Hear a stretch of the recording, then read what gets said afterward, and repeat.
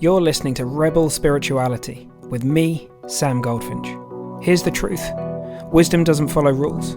So each week we're going to explore what it means to wake up your way so you can live a more peaceful, creative and inspired life no matter your circumstances. It's time to blaze your unique path to truth.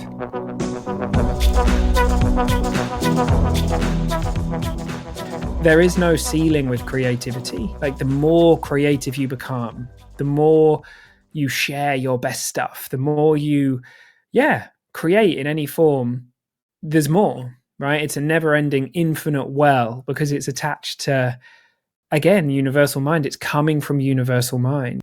Hey team, so there's a snippet from the heart of what we're up to today, which is talking about overwhelm and how we can do more and feel like we've got less weight on us. So however your personal life or professional life looks right now, my hope is that there's something in this podcast that will make a difference to you as of now, today.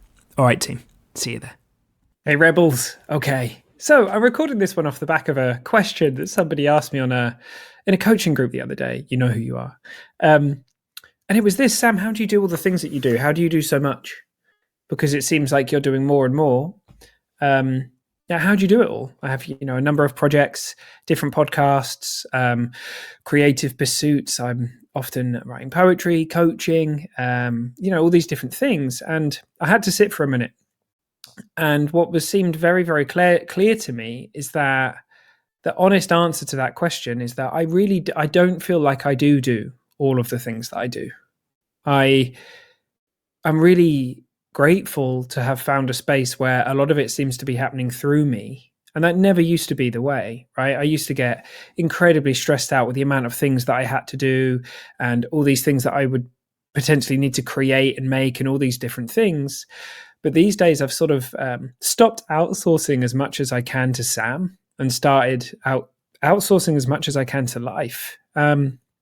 And so I guess that kind of looks like, well, one example I gave was on a Monday, perhaps I sit down to record podcasts or to write something.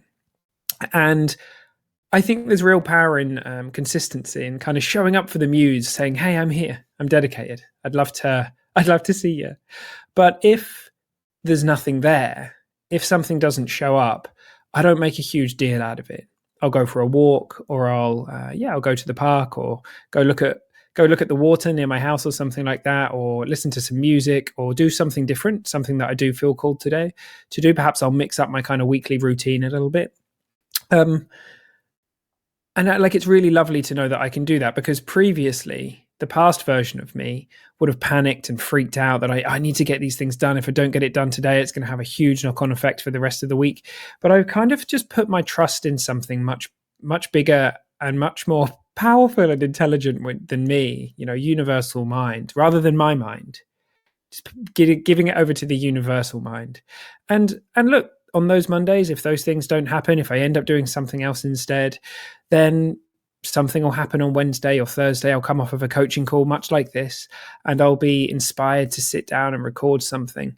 And it often takes a fraction of the time, And so I feel like with a lot of the things that I do, that's the way that I've gone with it now. I've started, as I say, outsourcing these things to life instead. And what it's meant is that I feel much less, I don't really feel kind of overwhelmed by stuff. Sure, it can get busy and it's lovely to have like a break. Like, I try and have a Sunday free of technology and kind of just being a bit more in nature and that kind of stuff.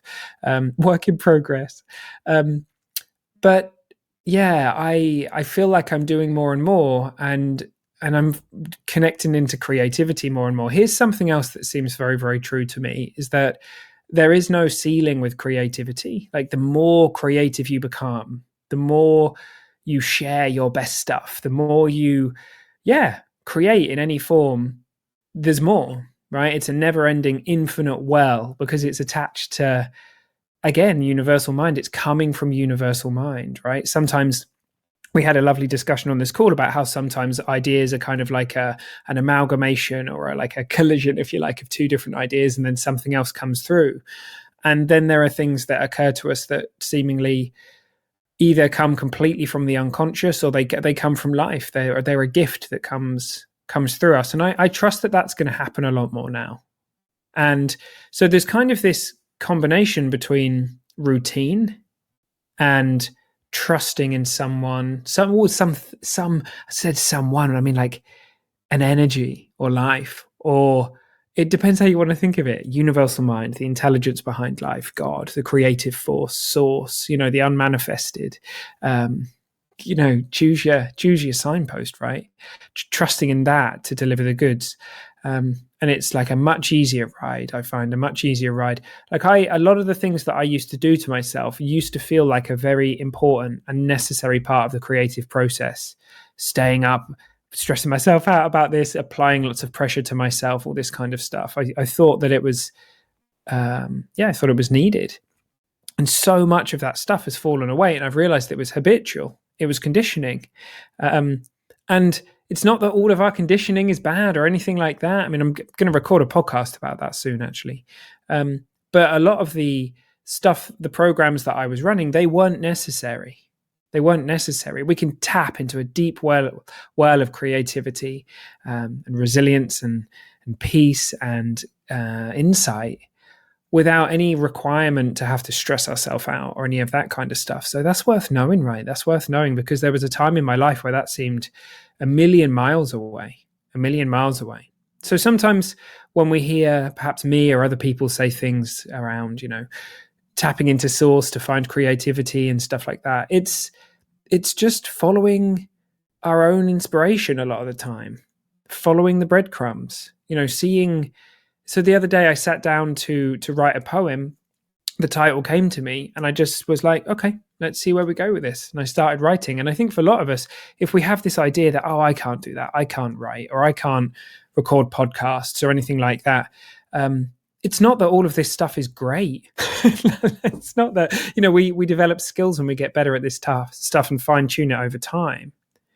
And there's kind of this interplay between the formless creative space and us, the intellect and our skills. And there's this interplay between those two things. And it's not that skills and everything aren't important. And of course that helps over time as well.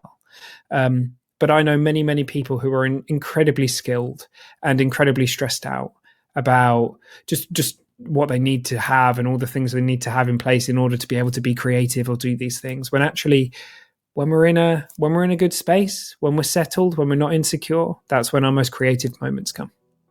So yeah, what are you outsourcing this week? Have a think. What are the things that you're outsourcing to? Well, what could you outsource even to life? Things that you've been taking responsibility for. What if you could trust in something